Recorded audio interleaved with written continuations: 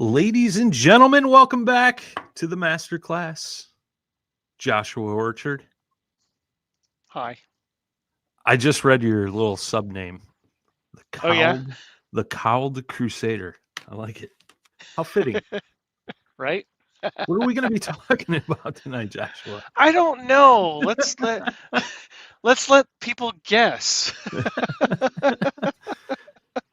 Drop in the chat where you guys are tuning in from. We got West Virginia, Kansas, Ohio, PA, West Virginia, Virginia, Sioux Falls, South Dakota, Oshkosh, Wisconsin. Nice. Did I say Oshkosh? Oshkosh.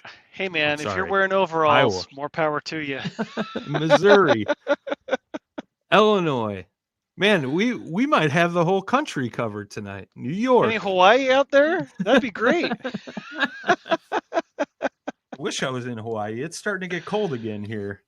Hey, man, it snowed here yesterday. We were out making snowmen last night. It was awesome. Nice. It's Nice. good times. Like Yeah. it. Well, welcome back, everybody. Thanks for tuning in tonight. Just a couple quick announcements. This will be the last show before the holidays. I like this. Michael, New Jersey, the drone capital. Florida. I'm pretty sure we got about half the country covered right now. Nice. But couple quick announcements. Obviously, we got the holidays coming up. I know I saw somebody say Merry Christmas. Merry Christmas, everybody. We hope you and your families have a Merry Christmas and a Happy New Year. With that being said, the next masterclass will be January 13th and then January 27th. So the 13th and the 27th. So if you guys follow the social media outlets, we always post the shows up there. And then we send out an email blast as well. If you're not signed up for the email newsletter at Dubro, please go do so at dubro.com. With that being said, I thought it was going to be today, but it will be this week. A fresh new look coming to dubro.com. Nice. We went through, revamped the website. It's a lot easier to navigate. It'll be easier to find all your favorite parts and stuff like that. So be on the lookout this week. We're going to have a fresh new look over at dubro.com. If you guys are looking to get something for Christmas, December 18th is technically the last day to get it in time for Christmas, depending on which shipping option you choose. I wouldn't rely on USPS. But with that being said, we also added shipping options to the website as well. But if you got a dealer right down the road or somewhat in your vicinity, go visit your local hobby shop, support local. But we know a lot of folks don't have that luxury. So now you could choose your own shipping options at dubro.com. Nice. I hit them all. All the housekeeping done? I didn't stutter at all either. No, you didn't. I'm proud of you. Pat yourself on the back. It's a good night. It's going to be a good night. Milk and cookies for you. Yes. I like cookies. Oh, by the way, so quick tip. So for those of you who know me personally, I am a scientist by profession, and the kitchen has become my chemistry set. And since it's the holidays, I've been doing some experimentation. Now there's the typical chocolate Craggle cookies. You know what I'm talking about, Brian? Right? Yep. They're with the powdered sugar, but it's like a chocolate cookie. You know, they're really good. Yep. How do you feel about eggnog? Never been a fan. Never been a fan? No. Well, that's okay. This won't apply to you. But if you're out there and you like eggnog, I have a little tip for you. Eggnog ganache is a thing. So my recipe is 40 grams of eggnog, 40 milliliters of eggnog, 25 grams of white chocolate, and half a tablespoon of butter. Go ahead and heat up the eggnog and the butter in the pan, and then let the white chocolate melt. And once it's softened, you can mix it all together. Dip that cookie in that ganache. Absolutely fantastic holiday treat. Get a nice dark chocolate and that sugary sweetness with the eggnog ganache. You can add a little bit of a kick to it with some extra nutmeg too, if you'd like. So You just made fun. some Christmas dreams happen. Hey, all I'm saying is that playing in the kitchen is a fun thing sometimes, especially around the holidays. So I like it. there you go. I like it. There's your holiday tip from Joshua Orchard, Right? the All right, you're professor. welcome. You're welcome. But here tonight, we're ready to talk about the Texan, I assume, right? Yes, sir. All right. So I have been busy with the Texan. I have been doing little things here and there. The wings are coming along. I have been able to strip and sand the front area. It's off camera right now, and it's kind of in an awkward spot to bring it over here. Tonight, we're going to work on the fuselage, obviously, based off of my name tonight. um, but in addition to that, I have also been working on the landing gear. Now, the landing gear was repaired, right? Well, yes, but we're going one step above, right? We're trying to improve upon without significantly modifying the model, right? So we're adding wheel pans to the model. And the reason that we're doing is that it's called for in the plans, and they're just not there. So I took the time to cut the pattern off of the plans and trace them out of wood. I've got them prepped and ready to start getting them fitted, but I had a problem with my mounting to the Robart struts. Now, Robart makes these wonderful things called gear door mounting brackets, and holding up an old package, you can see that it's very sun bleached. That front used to be as orange as the back. But they're aluminum. There are these aluminum mounts, and you can see how in the bottom right here, there's a grub screw that tightens onto where the oleo strut is, and that's how it keeps from spinning or sliding up and down. And then there's a hole in the side there for a piece of music wire, essentially, that can act as a pivot point. Now, for my particular application, it's a hard mount. There's no way to do a hinge and offset for the way the model is built and with the way that the Robart retracts are. So I'm just hard mounting them to the oleo strut, which is fine. There's enough clearance to do that.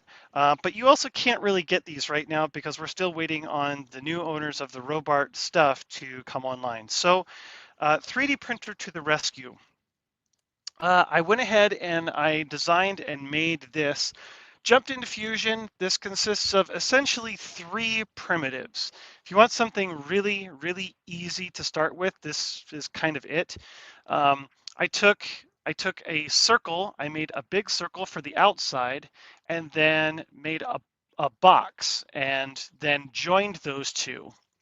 And then I was able to create an additional cylinder for the middle and subtracted that from the solid, and that's my piece. And I can scale it up, I can scale it down, I can change it dimensionally inside Fusion and export it as an STL file and 3D print. So I 3D printed a number of these, but this is an example of one. What's really cool about ABS and what I printed it in, UV stable, number 1, so it's also relatively heat stable.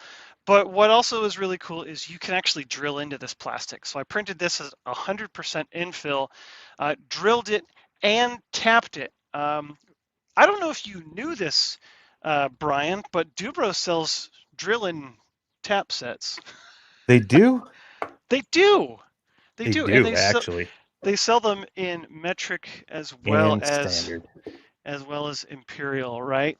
Mhm. So within your Dubro attach assortment kit, you'll find in the bottom right hand corner Bunch of that set screws.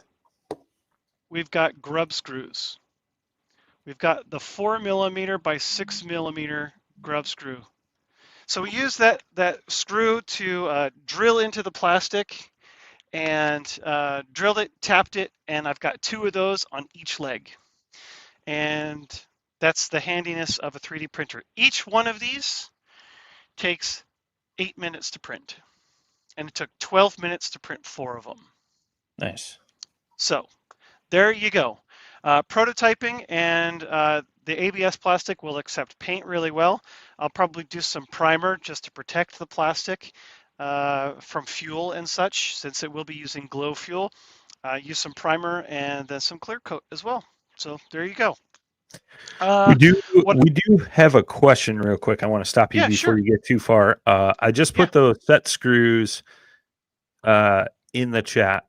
But you can also get them in the attached kit as well, like Joshua mentioned. Yep. That SKU is 2171. Yeah.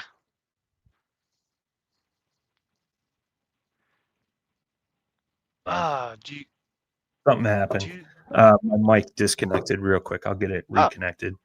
hey, no But worries. I um, see the question from do Suitor you allow Family. for shrinkage of the material after measuring the oleo diameter? I do. I do. So it's sort of, you have to play with the material because not all plastics are created equal. If you stick with one brand, that's generally your best bet because the amount of shrinkage from one brand to another, because they kind of use different formulations. So my brand is the cheap stuff off of Amazon because it's cheap and it comes from Amazon. But it works really well. So for my inner diameter, I made it oversized by 1 millimeter. So that gives me a half a millimeter of clearance all the way around to account for space to go up and down, as well as to allow for variation in the printing process. Because sometimes it oozes out a little bit larger than it plans to. And then it also, ABS does shrink, as Suitor Family mentioned. It does have a tendency to contract a little bit.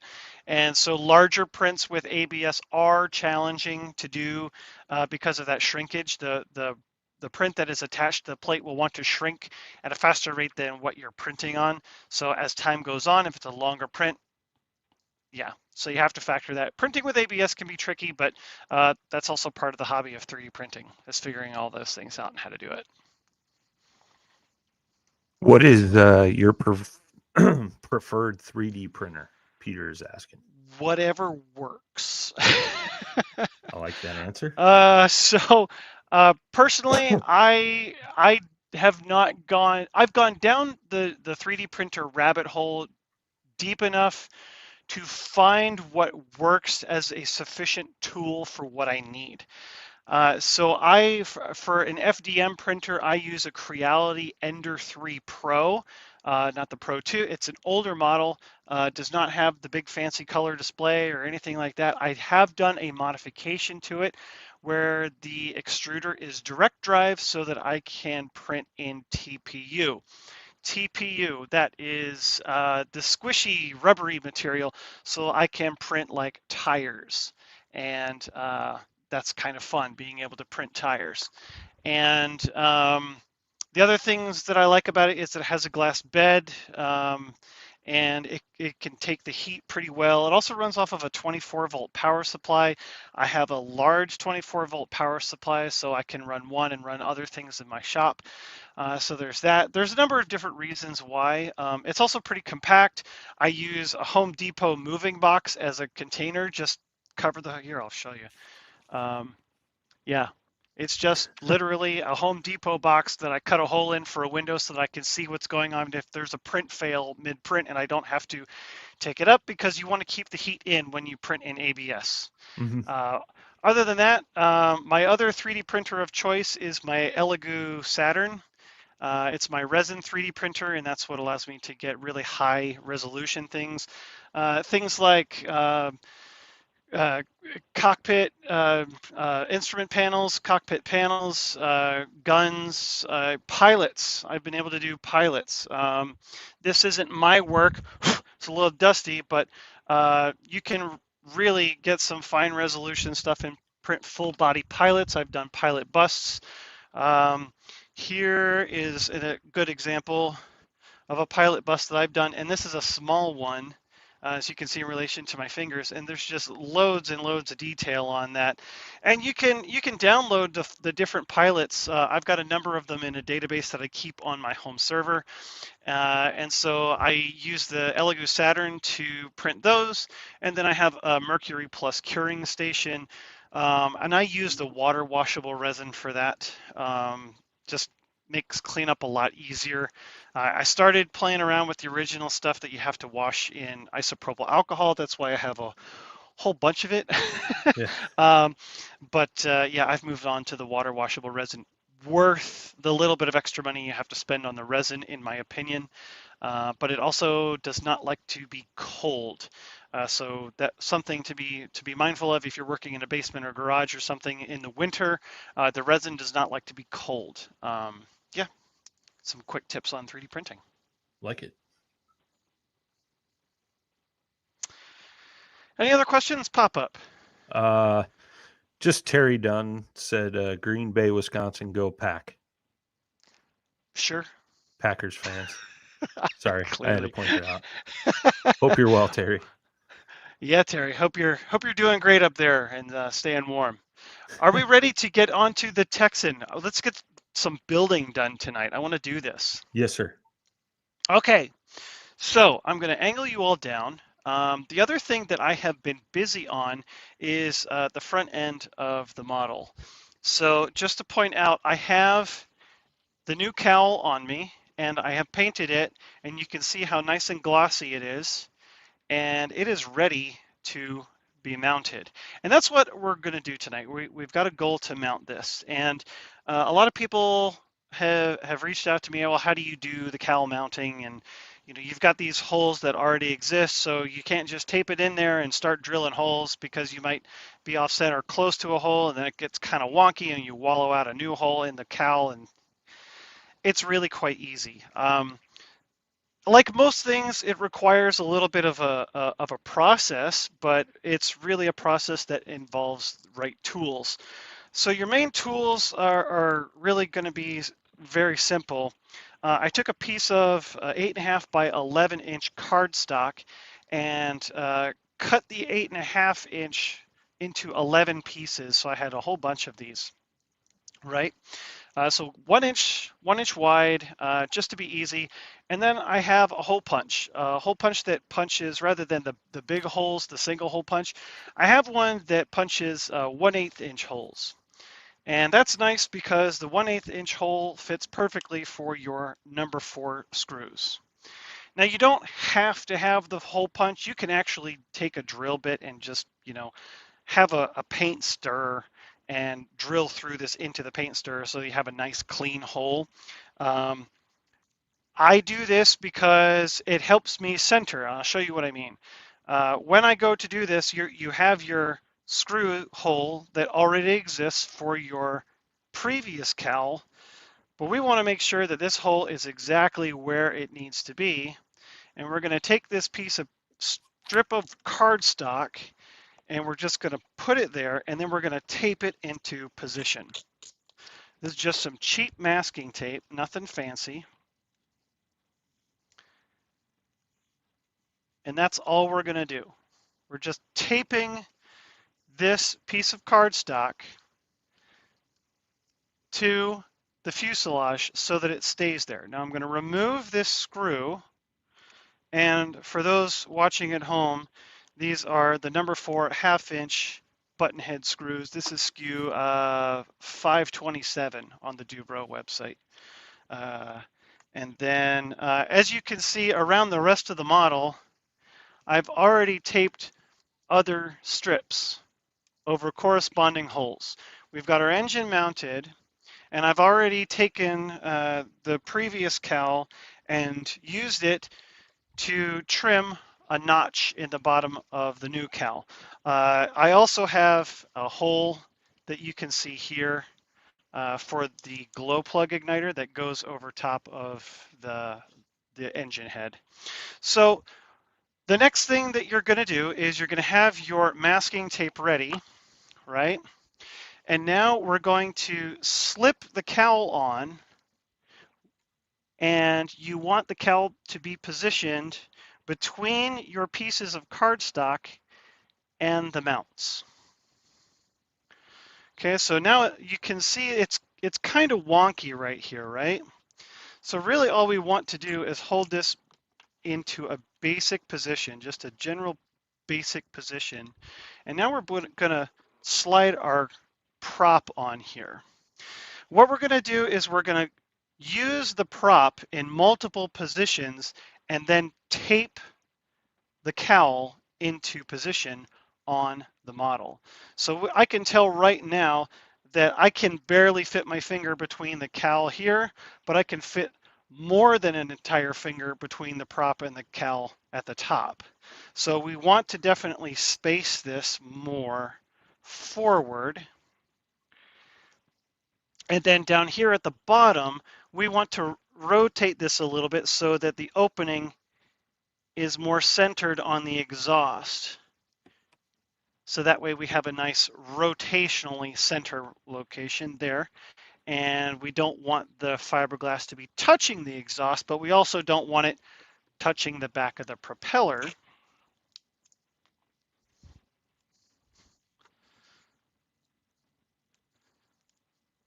So then you can apply tape between each of the strips of cardstock to hold the cowl into position. So you got a quick question here, Joshua. Yeah, sure. What if the engine has down and or right thrust? Okay, so that's the deal, right? So if you have down and right thrust, you're accounting for that. The cowl will be positioned to account for that down and right thrust. Now, sometimes it may not look right to do that, and that's okay. Some models have some extreme down and right thrust. What you can do is use that look to make a compromise of somewhere in between, where the cowl looks mostly right on the model, but accounts for the rotation of the propeller. Got it. So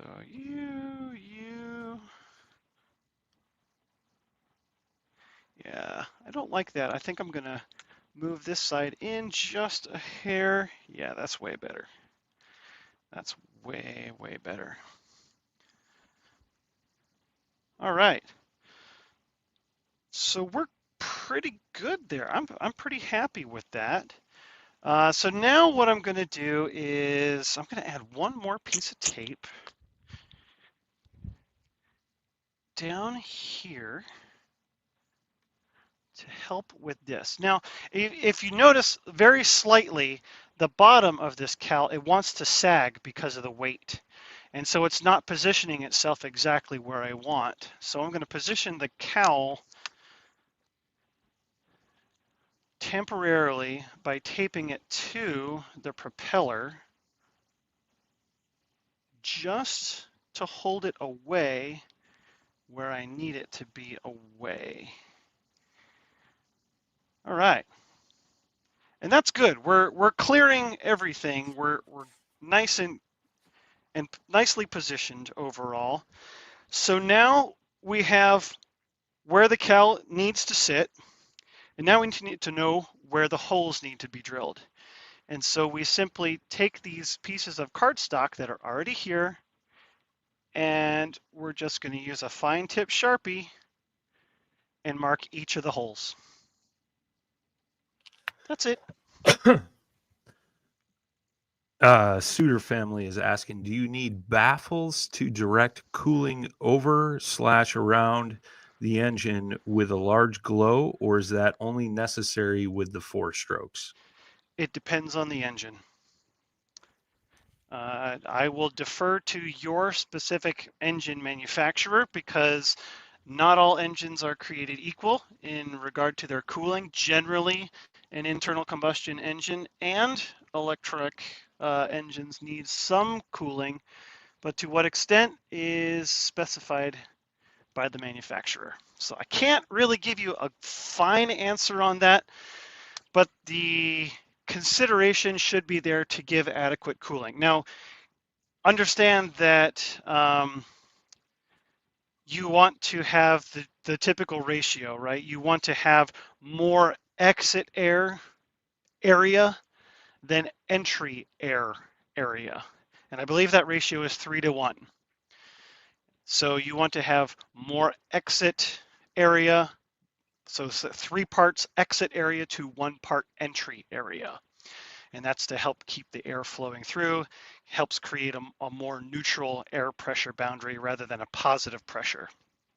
Does that answer the question? I hope so.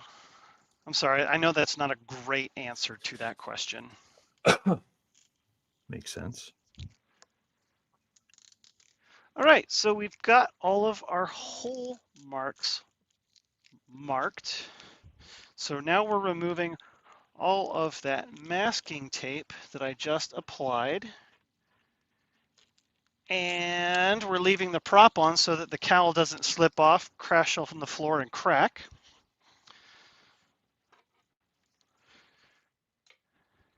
All right, so looking at the cowl, we now have little circles everywhere I need to drill. And so now it's time to drill. Pretty straightforward, right? Yes, sir. So my drill configuration, hope it's kind of in the distance, but I have my vise set up here. So when I drill a cowl, any piece of fiberglass, it's always important to have some kind of backing, have something sturdy behind it. You don't just drill into something willy-nilly. It's going to splinter and crack because of the hardness of the epoxy that's embedded into the fibers. I also use a piece of masking tape over top of the finish to help keep the finish nice there too. It can be a bit brittle on the paint and such, and so we're trying to minimize that as well. We're going to be using these button head screws, which will help cover a little bit right at the very entrance of the hole, but they're not tremendously large, so it's trying to prevent the fiberglass from splintering there.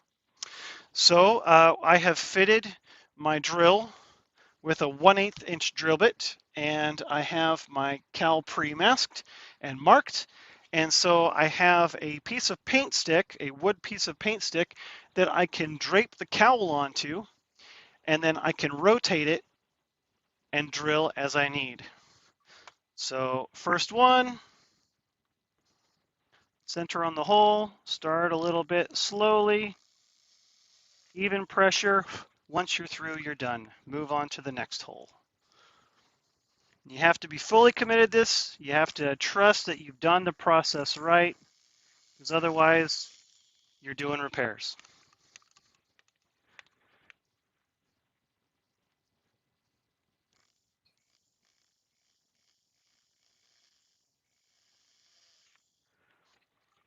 Hey, Brian, should we give something away? We should. We should. I know you had a special trivia question in mind. I do. So, I can't tell you what we're giving away until that's you right, answer you can't. the question. You can't because it's part of the answer. Mm-hmm. So the question is, what kind of belt buckle does a biplane wear?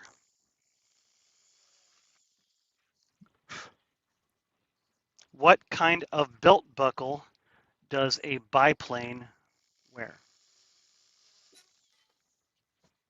Has anybody answered it yet? No, come on, guys. This is a dad joke. Dad jokes for days. Don't think too hard. This isn't Googleable.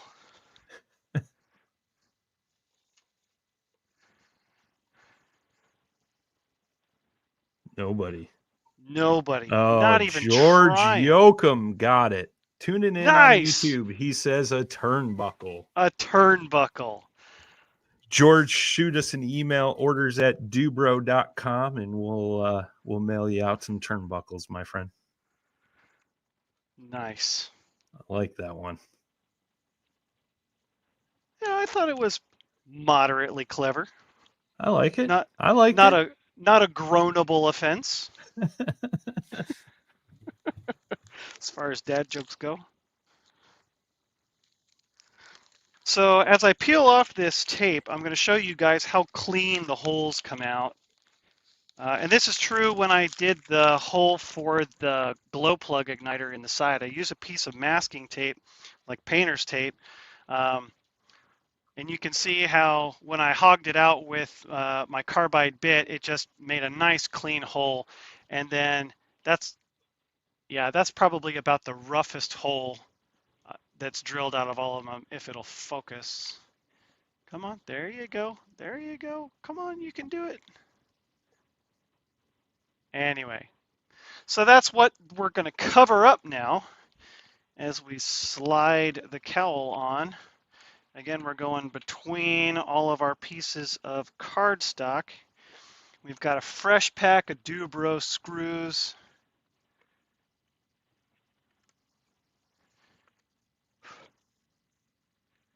Well, what do you know?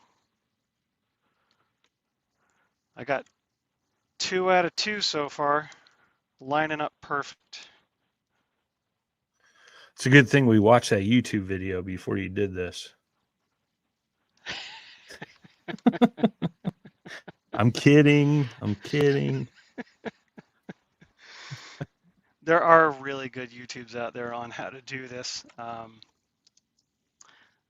But this is a way that has always worked very well for me. And I've restored a number of models now using this method. So I'm going to peel these off.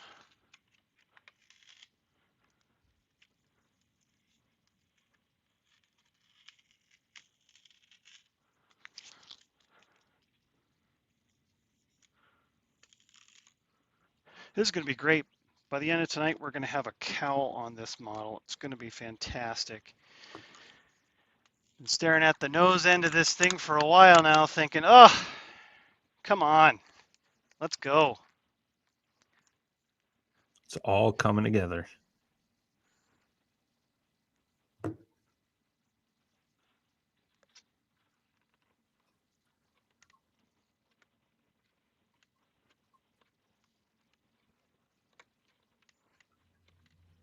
All right.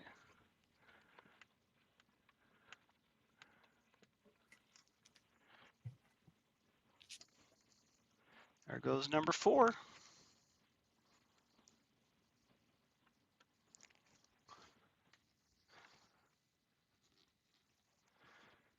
And show you guys down this side. You can see much better on this side now.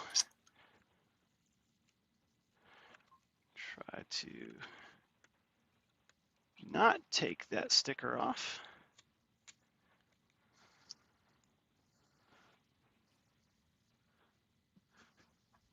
And try not to bump the tripod. Look at that, right on the hole.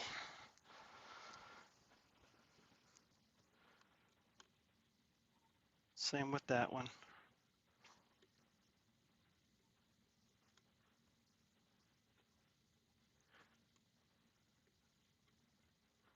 Look at that. It's like it was meant to be there.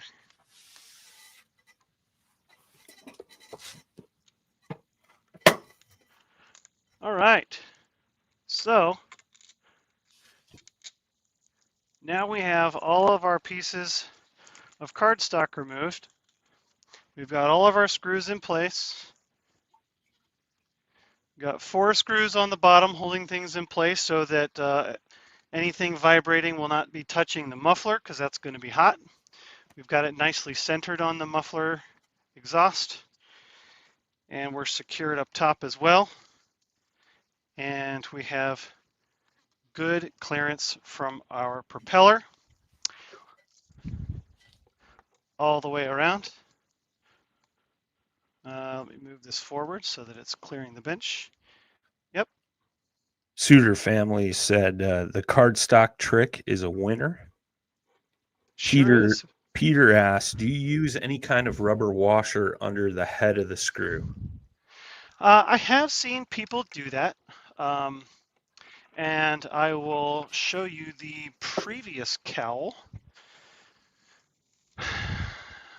The previous Cowl had, so the rubber isolators from servos, it used those, but they rot and they crack. I've seen people use fuel tubing to do that, but ultimately it comes down to, are you periodically inspecting your model for safety? Are you checking for missing screws? Because that's really all that does, is it prevents screws from unwinding themselves. And if you're checking routinely, you'll be able to spot that before it becomes a big problem. It's my opinion, so take it for what you will. I'm not going to tell you what to do. If your experience is to use those little isolators, that's fine. But given what a nice robust piece of fiberglass this is, I'm not too worried about the vibration. If this were a piece of plastic like the previous Cowl was, I would be a little bit more concerned. But yeah, nice piece of sturdy fiberglass is going to be just great. And so we have our master air screw prop back on, as well as our spinner. And I can tighten this down properly later, but I prefer to have my prop blade in approximately 10 or 11 o'clock position for starting by hand. Some people prefer a little bit more toward like 9 o'clock position, but whatever. To each their own. Yeah, so show you the front business end here. Looks pretty mean coming at you. Looks sharp. Nicely centered. Not even looking for that, just going based off of the position that we needed, based off of the prop. So it looks good. And we have nice clear access directly to our glow plug. The only other thing that I'll need to do is I'll take everything off here and I'll put a little piece of wire. Here, let me position this and I'll show you a little bit more clearly what I'm talking about here. So right here is the adjustment needle for the carb. Mm-hmm. Now there is an extension that goes up and it's like a bent piece of wire, and I need to make a hole in the cowl for that.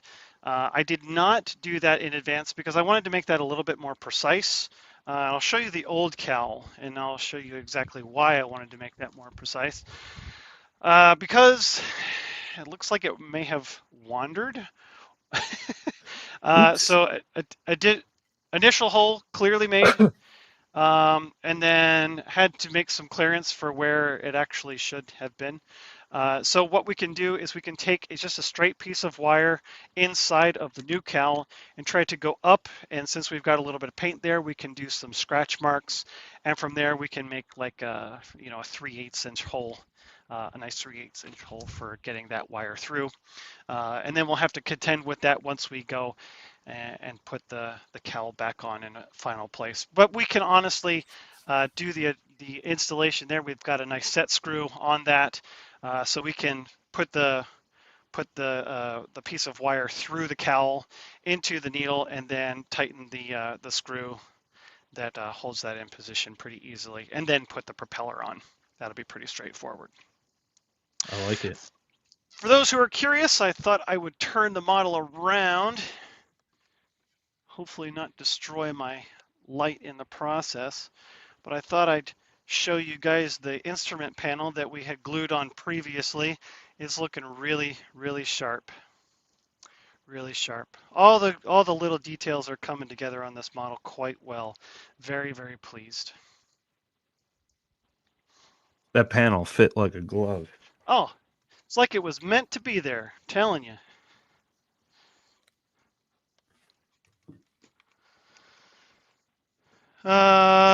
Any other questions? I don't see anything currently. Come on, guys. I know I missed something. Special shout out to the Dangler watching out in Woodstock, Illinois. Nice. He likes to fly blindfolded. Rob C. said very nice. All right. So what's next? You got another trivia question? I don't. Do you? Hmm. Hmm. Hmm. Oh, Thinking. okay. I got one. I got All one. right. All right. Uh, who is the other collaborator that we are working with for this build series who is based in the UK? Hmm. Okay. I like it. We've mentioned them several times in the We past have. couple of shows. We have.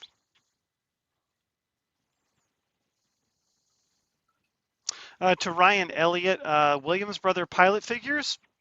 Sure, they could be. I honestly don't know. I used Williams Brothers years ago. I haven't used them in quite some time. It's been, shoot, more than 15 years since I've used any of the Williams Brothers stuff. So uh, could be, but they're the original ones that came with the model and they're already painted. They're quite nice, so we're going to keep rolling with them. George, I'm sorry, it is not Master Air Screw. Robert is asking, how do you cut a cowl that has to clear the engine head? That is a really great question. So thankfully, like if you're in this situation and you have an existing cowl and you're replacing that cowl, you can take some precise measurements and try to like undersize that hole and then fit it and then try to trim it to where it fits your specific application. If you're going to a situation that you have to do a new mounting position, you're basically starting from scratch. Okay. Um, oh, looks like we have a winner. I'll come back to the So, question in a second. Let's go with the so winner. both Paul and Ken literally came in at the same time. Oh, good for you guys. And it's Christmas. Yeah. So Nice. I think we got two winners on this one. Two All right. winners. Nice. Two winners. Good So what are we job, going to give guys. them? What are we going to give them? I Probably. think Go ahead. I think I mean I'm a big fan of hoodies, but I'm biased. So I tell you what, just because we mentioned it earlier, drill and tap sets. oh sure. Yeah. You could pick standard or metric and shoot us an email at orders@dubro.com. Everybody could use a drill and tap set. Yeah. I agree. So I there you go. absolutely agree. I have multiples. I have multiples because I have some weird stuff that I've had to drill and tap over the years. But yeah, deluxe materials. We've got their masking magic. I've been loving the fix and flex for a number of different applications. I've got strip magic as well on the bench. They've got a number of other things. They've got fiberglassing materials, micro balloons, a number of other things, as well as some specialist epoxies. I've got their um, two-cycle oil for running on large model engines. I'm really excited to try that stuff. So check them out. They make good stuff. But back to the original. Oh, sorry. Did you want to answer that question? Yeah, just real quick. RJ Yeah. asked, do we sell deluxe materials? We do not. They work with some of the other companies that Dubro works with. So like Tower Hobbies, Horizon Hobbies, Yep. some of your bigger shops does sell a whole slew of deluxe materials. So you can pick them up from those outlets there. But we don't sell them. They had some products that we wanted to try out with this rebuild. So Yeah. we kind of they reached out to us. We went back and forth. We've been talking to them, so Yeah. we made it work for this build to showcase some stuff. Yeah. And it's been great. I've used some of their materials over the years, and this was an opportunity that they gave to me to try some new things. Yep. And that's really what the hobby is about, trying new things and learning new things and just enjoying the pathway. And I frankly have been loving the time in the shop. So Yep. thank you to Deluxe Materials for that. So back to the question, a cowl. Now, if you are in a position where you have to essentially start from scratch, you're better off just going back to the original build instructions for the model. and start cutting away a little bit at a time. Now, that being said, your mounts may need to be replaced or mended. Replaced is pretty straightforward. If you can pop them off, that's great. You can use a razor saw to cut them off, and then maybe do some sanding to clear after that. And sometimes the blocks are screwed onto the firewall, and so you can just unscrew them, pop them off that way. If that's not really an option, there is a way to mend them. And that way is to simply over drill them out. And what I mean by that is you can take a like a 1/4 inch drill, or even like a 3/16. 3/16 is a pretty standard size. Take a 3/16 inch drill bit, drill out the hole, and then go to your hobby shop or National Balsa or some supplier, oak dowels. You can get 3/16 inch oak dowels. And then you'll use your razor saw, cut a section to length, and then use wood glue and slip that into the hole. Let it dry, and then use your razor saw or sanding block, your quicksand hand sander, to smooth that off. And then you essentially have no hole pre-drilled. You have a clean block that you can start over again.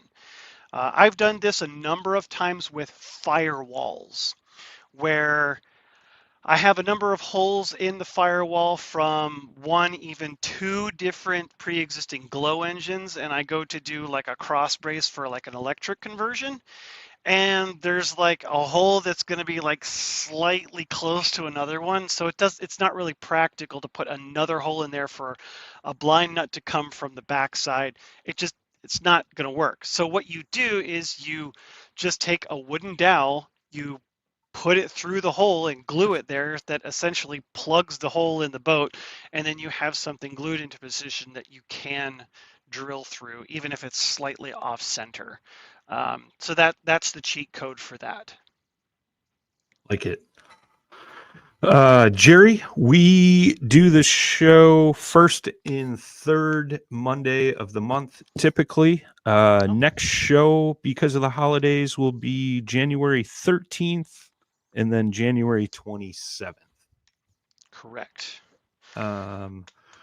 Robert had a follow-up. He said, I had to rebuild the nose with new mounting blocks, so I'm starting from scratch. I 3D printed a new cowl and have to cut it and mount it. Yeah, it's a labor of love to cut and fit a new cowl around a glow engine if your cylinder head is exposed. But everybody's got to go through that. It's just cut, fit, cut, fit, cut, fit. I mean, there's no way around it. There's no other way to do it. Sometimes some planes come with templates for specific engines that the engine or the airplane is designed to fit with an engine. More often than not, that's really a case of trying to sell an engine with an airplane.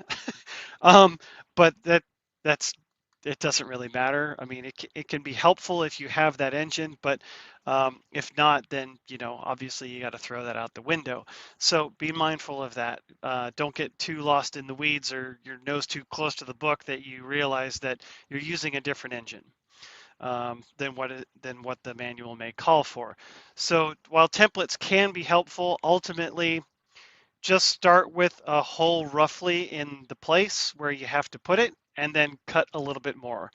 I've done this with gas engines, with glow engines, and I even did this on an airplane I built for a club member that had a 5-cylinder radial engine in it, and I had to trim for the exhaust, and I installed the cowl. It seemed like 24 times. So that's part of the reason why also when you drill holes and then you put the screws in there, take the screw out, put a little bit of thin CA in there, because if you're going to be pulling those screws in and out a lot, fitting the engine or fitting the cowl, that hole is going to get worn out. And that would be a real bummer.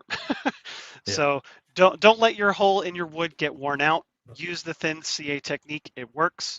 And that way you have screws that stay put on your cowl.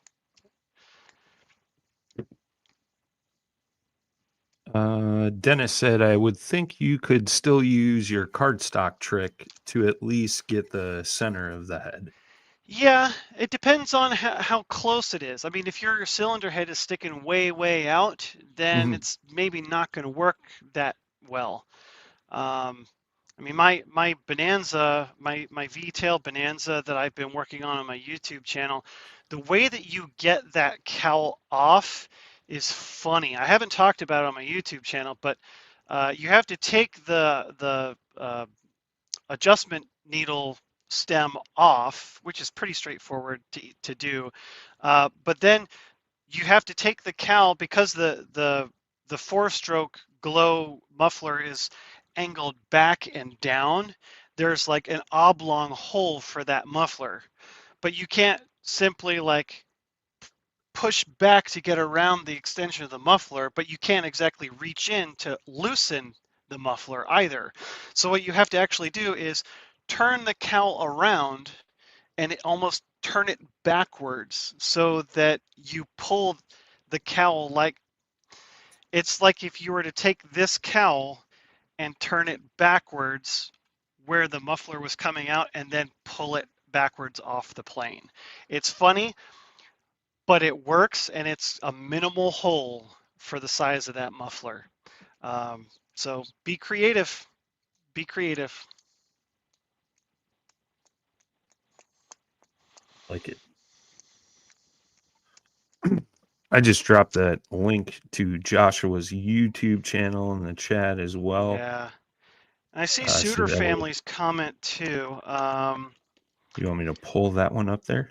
Yeah, would you? They point out curved scissors. Dubro does make scissors that are sturdier than those nail trimming scissors. I have a set here.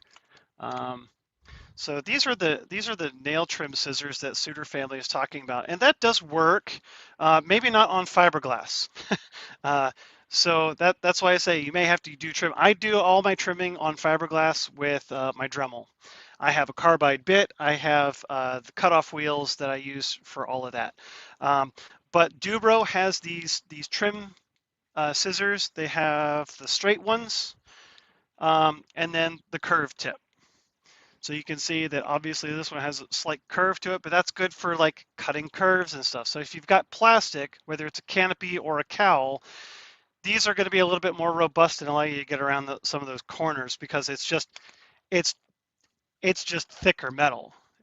It's just going to be able to cut a lot better and hold the sharpness a lot better too on some of these thicker plastics. Been a very valuable tool to have in my drawer. Any other questions, comments, concerns, smart remarks, rude gestures, or spitballs? I say spitballs because you guys can't hurt me from here. Terry also chimed in. He said, also perfect for cutting RC car bodies. Indeed. I think that's what they're originally intended for. Am I right, Brian? Yes. It was definitely because that and the reamer tool, but it also Yeah. carries over into the airplanes as well. Yeah, I Robert have the said, tool. any advice about making your own custom fiberglass cowl? Ooh, yeah, actually. Um, I've done this before many times. I've used a lot of different methods. Depends on what tools you have access to. I have done cowls as easy as doing a 3D print. So go back on my YouTube channel and for the Saab B17, I did a 3D printed cowl there. You can effectively just take some finishing cloth, like 3/4 ounce fiberglass cloth, and put some finishing resin over top of that on top of the 3D print, call it a day. If you don't have access to a 3D printer or the abilities to design a cowl for that, the method that I have found that works actually quite well is the lost foam technique. Lost foam is just as it sounds. You essentially build a plug on the front end of the model out of foam. I use typically the pink foam that you get from the Home Depot. It's the stuff that's got the Pink Panther on it. But the blue Dow foam or the green foam, that stuff can work too. The idea is that you use the foam and then you build up a block. You can You can glue it using Super 77 spray.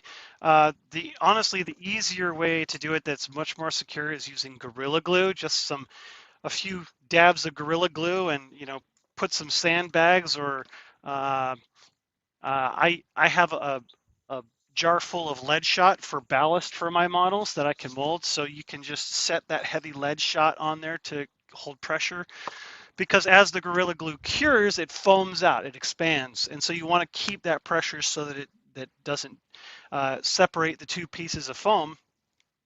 So as you have the foam positioned, you then carve away. I use a number of different files. I have a number of metal files, but this is a wood one. It's called a rasping file. So there are really harsh rasps here, and this is the curved side, and this is a flat side. So I use each one of those to do a rough carve down, and then there is more like a traditional metal file. More like a bastard file. So you can use that just for some basic shaping. And then you can start using sandpaper on your quicksand hand sander to help really get some of those longer lines and go more at a diagonal. And then at the very end, to get some of those flat spots more refined, just basic sandpaper on a foam pad. Works great. Work yourself down to at least 200 grit, 150 or so. That works. And from there, you're going to have a holy mess. Balsa dust everywhere. Use breathing protection, eye protection as well. The static will just pull it everywhere. So be ready to, brush it off yourself as much as you can.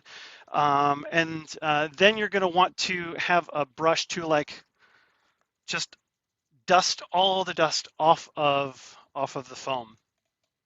From there, you just fiberglass over that foam. Do not use polyester resin. Use only epoxy resin. The polyester resin off gases, and that gas will melt the foam, just like acetone or gasoline. So make sure that you're using epoxy resin only. Ask how I know. Okay. So you'll do a couple of layers of the heavy cloth, 4 ounce, 6 ounce, those will work. Do like 2, maybe 3, depends on how robust you want the cowl to be. Keep in mind that those heavier weights of cloth don't take to curves very well. So be prepared to do multiple pieces and just overlay them from each other. And then from there, work your way down to like a 2 ounce or a 1 ounce cloth weight, like 1 layer of each, and then do a final 3/4 or 1/2 ounce over top of that. Do all of that in 1 layup. Make sure it's all wet. I use throwaway brushes, the disposable brushes, because it doesn't matter because you're going to sand it anyway. Use a stippling technique to get air bubbles out of the fibers of the fiberglass. You want everything to look wet. It'll turn dark compared to the white that it normally is. That's how you know it's wet. And then from there, you can apply the next layer, apply more fiberglass resin. And then from there, you let it cure. You let it cure, and then start doing your stretches. If you need a new rotator cuff, it's not for you. Use a power sander. I have Ryobi. I have Ryobi batteries, so just buy into whatever brand that you have. I have this handheld sander that's how I do all my sanding. And then you just sand back until it's smooth and has a sufficient finish that you like. And then from there, it's pretty straightforward. Prime, paint, clear coat. Same process as what I've outlined before. It is involved, but the way that you remove the foam after you've got the fiberglass laid up is just like I said, lost foam technique. Take some acetone, pour it in there, and it'll melt all the foam, and you wipe it away, and it'll leave the fiberglass behind. And I've done that a number of times. If y'all know Lee Ray, a good friend of Terry Dunn, he's got a model called the Thunder and Lightning. Years ago, when I was first learning how to do this technique, I did the lost foam technique on a 137% enlargement of the Thunder and Lightning. And it's normally like a flat plate fuselage and kind of like a plank wing, but it's a really clever design. If you haven't built one, you should. It's a fun model. But having built up everything and airfoil wings and such, I needed a cowl. And so I did this lost foam method, worked perfectly. And it was just, a pretty small cowl, but it worked really quite well. And you can incorporate additional balsa or ply pieces in there if you want for reinforcement along the way or after you do the lost foam. So it's really up to you. Yeah. Good question. I like it. What else? I think that is it, my man. All right. Very good.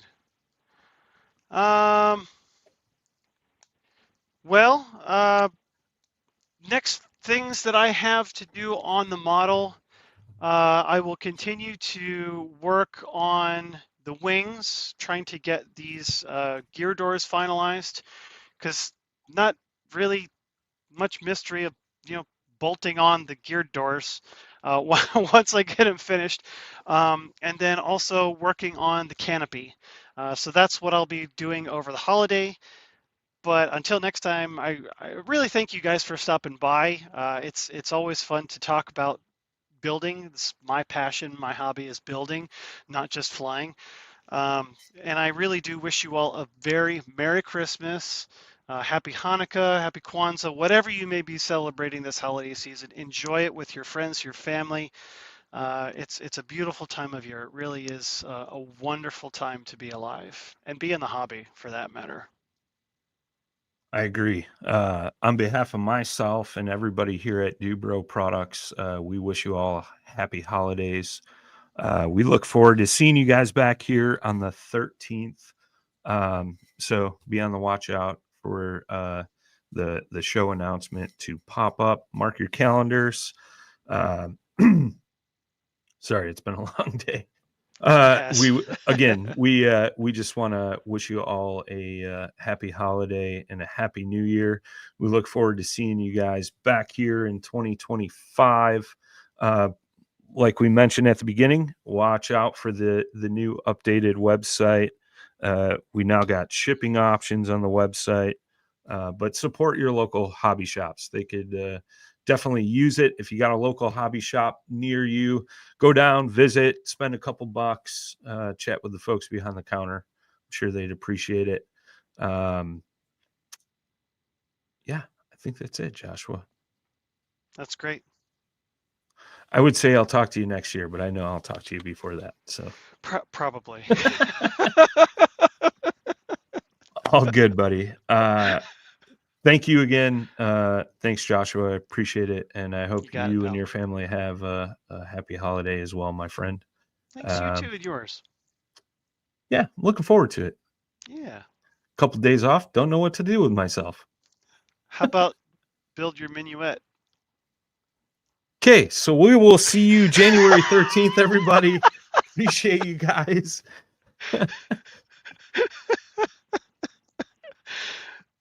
Take care, everyone. Have a great night. We'll see you next time.